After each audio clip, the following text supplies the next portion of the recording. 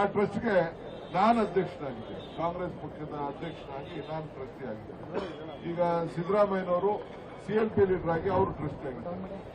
ಈಗ ಅವ್ರ ಆಸ್ತಿ ಆಗೋಯ್ತಾ ಇದು, ಇಲ್ಲ ನಮ್ಮ ಆಸ್ತಿ ಆಗೋಯ್ತಾ ಇದು. ಸುಮಾರು 100 ಕಾಂಗ್ರೆಸ್ ಕಚೇರಿಗಳ ಆಸ್ತಿ ಆ ಟ್ರಸ್ಟ್ ಇದೆ. ನಾನು ಇರೋ ಗಂಟ ಆ ಟ್ರಸ್ಟಿ ಅಧ್ಯಕ್ಷರಾಗಿರ್ತೀನಿ. ನಾನಿಲ್ಲ ಅಂತ ಅಂದ್ಮೇಲೆ ನಾನು ಇರೋದಿಲ್ಲ. ಬೇರೆಯವ್ರು ಯಾರು ನೇಮಕೊಂಡ್ರೆ ಅವ್ರು.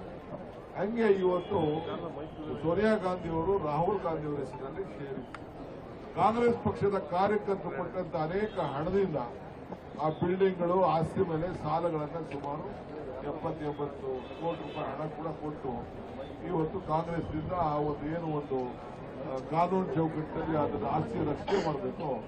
ಕಾಂಗ್ರೆಸ್ ಪಕ್ಷ ಕೂಡ ಸಾಲವನ್ನು ಕೊಟ್ಕೊಂಡು ಬಂದಿದೆ. ಇವತ್ತು ಅದನ್ನ ನಿಮ್ಮ ಆಸ್ತಿಯನ್ನ ಲಪ್ಟಾಯಿಸಕ್ ಮಾಡಿದ್ದೀರಿ. 2,000 ಕೋಟಿ ರೂಪಾಯಿ ಆಸ್ತಿ ಇದು ಅಂತೇಳಿ ಯಾವುದೋ ಒಂದು ಕಾಲದಲ್ಲಿ 100 ರೂಪಾಯಿ ಶೇರ್, ಅದು 10 ರೂಪಾಯಿ ಶೇರು, 100 ರೂಪಾಯಿ ಶೇರು.